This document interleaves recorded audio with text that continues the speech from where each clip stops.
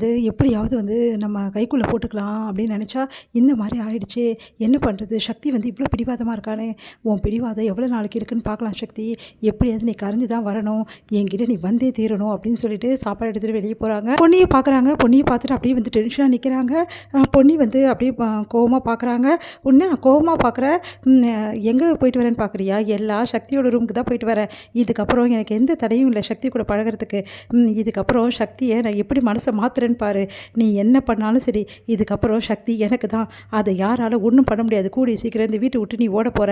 அதுக்கப்புறம் சக்தியை கல்யாணம் பண்ணிக்கின்னு அவன் வாழ்க்கையை நிம்மதியாக நான் என் வாழ்க்கையை நான் வாழ்வேன் அப்படின்றாங்க. அதை கேட்டு சிரிக்கிறாங்க பொன்னி.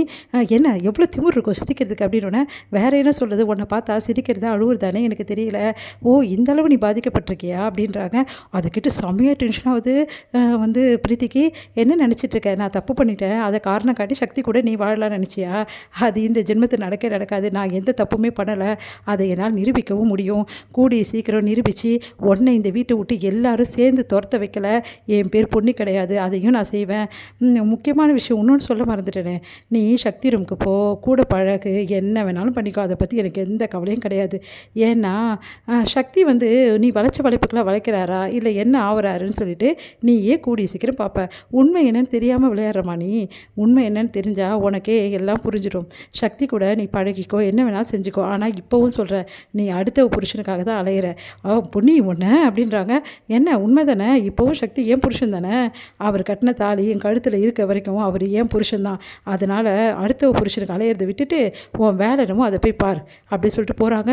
இதெல்லாம் கேட்டு பிரீத்தியால் தாங்கிக்கவே முடியல. செம்ம டென்ஷனாக இருக்காங்க. சே, இப்படி நடந்துருச்சு. இவகிட்ட இல்லை நம்ம வாங்கி கட்டிக்கிறோமே, கூடிய சீக்கிரம் இவரை வீட்டை விட்டு துரத்துனா தான் நிம்மதி எனக்கு. அப்போ தான் சக்தி என் வழிக்கு வருவான். அதுக்கு ஏதாவது ஒன்று பண்ணியே தீரணும். இந்த பொண்ணியை ஏதாவது ஒரு காரணம் சொல்லி இதே வீட்டில் இருக்க பார்க்குறா, இதை விடவே கூடாது அப்படின்னு சொல்லிட்டு பிரீத்தி செம்மையாக டென்ஷன் ஆகிடுறாங்க. இங்கே என்ன பண்ணுறாங்க, சக்தியும் பொன்னியும் சாப்பிடல அப்படின்னு சொல்லிட்டு சந்திரசேகர் ரொம்ப மனசு கவலையோடு இருக்கார். உடனே புலம்பிட்டு இருக்காரு. அவங்க பையன்கிட்ட, சண்முகம் கிட்ட, சரிப்பா இவங்க 2 பேரும் சாப்பிட வைக்க என்ன வழின்னு எனக்கு ஒன்றுமே புரியலையேடா. 2 பேருமே இப்படி இருக்காங்களே. இது இல்லாமல் அம்மா வேறு கோச்சிட்டு போகிறாங்க. நான் என்ன தான் செய்கிறது? அவகிட்ட நான் எவ்வளோ பேசி பாட்டேன், அவளும் கேட்க மாட்டேங்கிறா. சக்தியும் பொன்னியும் சாப்பிட்டா தான் இந்த வீடு சரியாகும்.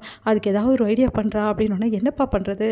பொண்ணுக்கிட்டேயும் பேசி பார்த்தியாச்சு, அதுக்கும் வழி இல்லை, என்ன பண்ணுறது அப்படின்னு சொல்லிட்டு யோசிச்சுட்டு இருக்காங்க. சரிடா, சக்தியை சாப்பிட சொல்லலாம்னா பொன்னி சாப்பிடாம சக்தி சாப்பிட மாட்டேங்கிறான். இவ்வளோ அன்பை பொன்னி மேலே வச்சுருக்கான். ஆனால் பொன்னி தான் இதை புரிஞ்சிக்கவே மாட்டேங்கிறா. என்ன பண்ணுறது அப்படின்னு பொன்னி பக்கமும் நியாயம் இருக்குல்லப்பா, கரெக்டு தான்ப்பா, நியாயம் இருக்குதா. இருந்தாலும் கொஞ்சம் இந்த சாப்பாடு விஷயத்துலையாவது பொன்னி விட்டு கொடுக்கலாம்ல. எப்படிப்பா விட்டு கொடுப்பா? அவளை கொஞ்சம் நெஞ்சமாக அவமானப்படுத்தியிருக்காங்க இந்த வீட்டில் உள்ளவங்க. அதனால தான்ப்பா அவள் அப்படி இருக்கா. அவள் மேலே எந்த தப்பும் இல்லைப்பா. நம்ம சக்தி கிட்ட தான் எப்படியாவது பேசணும் அப்படின்னோடனே, இல்லைடா அவன் மனசளவில் ரொம்ப பாதிக்கப்பட்டிருக்காண்டா. இப்படியே போச்சுன்னா சக்தியும் பொன்னியும் ரொம்ப உடம்படியாக ரொம்ப கஷ்டப்படுவாங்கடா. இப்போ என்னடா பண்ணுறது அப்படி சொல்லிட்டு யோசிச்சுட்டு இருக்காங்க. இங்கே பொன்னி பார்த்துட்டு கூப்பிட்ற சண்முகம், பொன்னி எனக்காகவாது கொஞ்சம் சாப்பிடு பொன்னி, ப்ளீஸ் பொன்னி. உன்னால் சக்தியும் சாப்பிடல, அதே மாதிரி அம்மாவும் சாப்பிடல பொன்னி. நீ தான் கொஞ்சம் மனசு வைக்கணும் பொன்னி. அவங்க சாப்பிட்லன்னா நான் என்ன மாமா பண்ண முடியும்? அது அவங்க இஷ்டம், நான் ஒன்றும் பண்ண முடியாது. ப்ளீஸ் பொன்னி, எனக்காகவாது கொஞ்சம் யோசிக்கலாம்ல அப்படின்னோடனே, இப்போ என்ன மாமா உங்கள் அம்மாவும் உங்கள் தம்பியும் சாப்பிடாதால உங்கள் மனசு கஷ்டமாக இருக்குது, அதனால தானே என்னை தேடி வந்திருக்கீங்க. அதெல்லாம் இல்லை பொன்னி, நீ சாப்பிடாதோ எனக்கு வருத்தம் தான். சொன்னால் புரிஞ்சுக்க பொன்னி. சரிங்க மாமா, நான் சாப்பிடுவேன், சாப்பிடாமலாம் இருக்க மாட்டேன். ஆனால் இந்த வீட்டில் சாப்பிட மாட்டேன்னு தான் நான் சொன்னேன். அதனால் யாரும் எந்த இதுவும் பண்ண வேணாம்னு சொல்லுங்கள். நான் இந்த வீட்டில் தான் சாப்பிட மாட்டேன். ஆனால் சாப்பிடாம நான் எப்படி மாமா இருக்க முடியும்? சாப்பிடாம இருந்தால் எப்படி இந்த உண்மையெல்லாம் நான் நிரூபிக்க முடியும்? அதனால் நான் கண்டிப்பாக சாப்பிடுவேன். எப்படி பொன்னி? மாமா எனக்கு 1000 வழி இருக்குது மாமா சாப்பிட்றதுக்கு. நான்லாம் உழைச்சி சாப்பிட்றோம் மாமா. என்னால் இப்போ வரைக்கும் என் உடம்புல தெம்பு இருக்க உழைக்கிறதுக்கு. அதனால் நான் எவ்வளோ நாள் இந்த வீட்டிலேருந்து என்னை ஒதுக்கி தான் வச்சுருக்காங்க. அப்போல்லாம் நான் சாப்பிட்லையா? சாப்பிடாமையே போயிட்டேன். அதே மாதிரி நான் சாப்பிடுவேன் மாமா.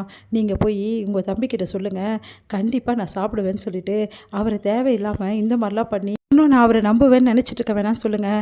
எக்காரணம் கொண்டு நான் அவரை நம்பவே மாட்டேன் அப்படி சொல்லிட்டு போயிடுறாங்க. அதை கேட்டு சண்முகம் மனசு வருத்தப்படுறாரு. என்ன பொண்ணு இப்படி பிடிவாதமாக இருக்காளே, என்ன பண்ணுறதுன்னு தெரியலையே அப்படின்னு சொல்லிட்டு யோசிச்சுட்டு இருக்காரு. இங்கே பிரீத்தி செம்ம டென்ஷனாக இருக்காங்க.